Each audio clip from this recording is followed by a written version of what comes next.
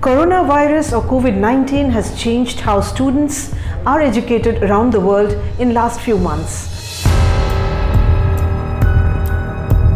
With the virus spreading rapidly across Asia, Europe, the Middle East and the United States, countries have taken swift and decisive actions to address a full-blown pandemic. These changes have brought about a degree of inconvenience. Although it is too early to judge the repercussions in the long term, it will certainly have a large impact and lasting too. In context of India, COVID-19 closure of schools and colleges has affected education systems and the stakeholders, the teachers and students badly. Notwithstanding the options of innovative and digital solutions that have been opted for in a short period of time.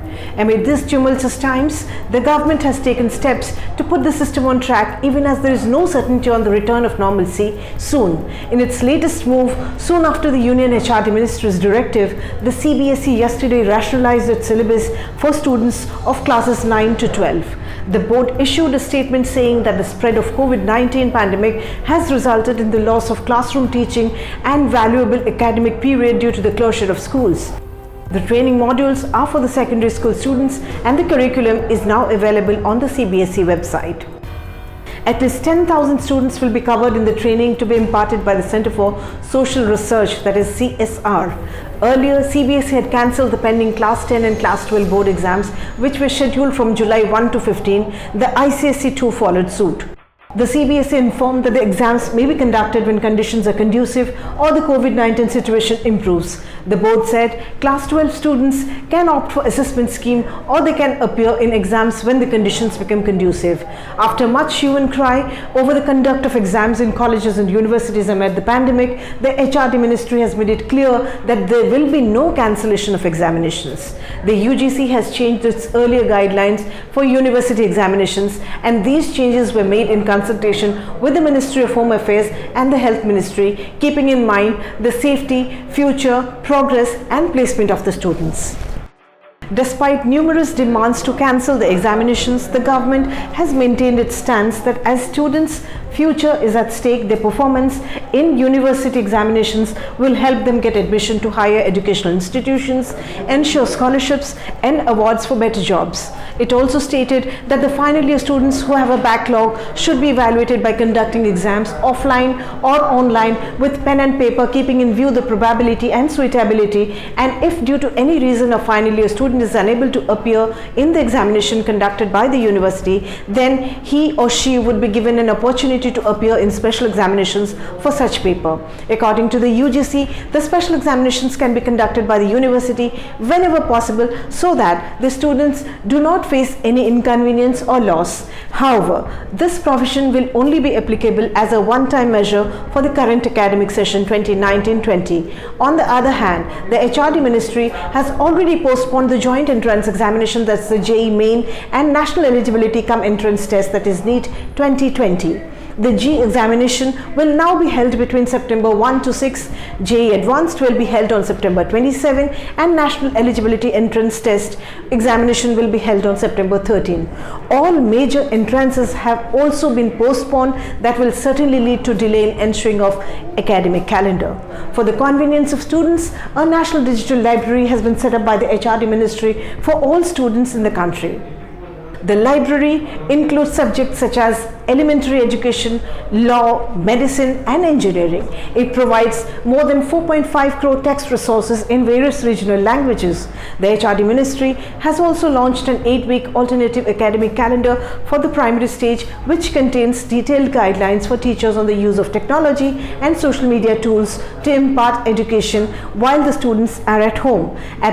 All this said, and on paper, let's accept learning digitally is dependent on the level and quality of digital access.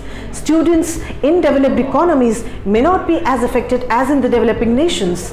Virtual classrooms for them has been reduced to a burden with the need for digital devices, data costs and accessibility.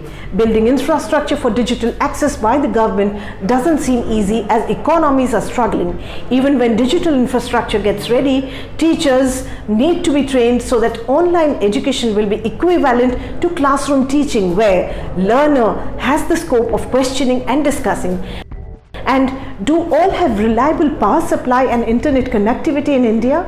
That's the most pertinent question that completely annihilates every concept of online education. Worse, many exams are being postponed or cancelled. The 2017-18 National Sample Survey reported only 23.8% of Indian households had internet access. In rural households, 66% of the population, only 14.9% had access, and in urban households, only 42% had access. And males are the primary users. 16% of women had access to mobile internet compared to 36% of men. Young people's access is even less. A recent report stated only 12.5% of students had access to smartphones. It is of utmost importance for the government to address the digital divide. Required infrastructure and connectivity must reach the remotest and the poorest communities. Second, the curriculum for all classes must be reoriented. Teachers must be trained on digital training methods, and students must have the required gadget. And in villages or remote areas where digital infra and connectivity are issues, local teachers need to be brought in to fill the gap. Another question that raises doubts about professional courses is, what about those courses which are practical heavy, like engineering, medicines or designing? How are these students going to learn and appear for practicals, as practical marks are most crucial in these courses? A physical project as a submission and a photographic representation don't assure a student the right evaluation. Now, those who wish to enroll in universities abroad or where studying have now been barred from going or leaving these countries. What about them?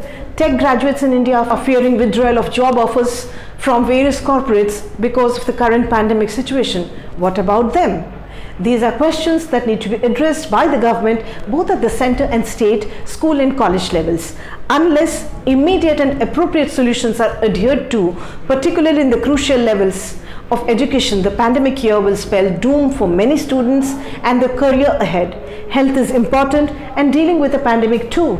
But let's not forget, when we are back on track, the future of the country doesn't lose track.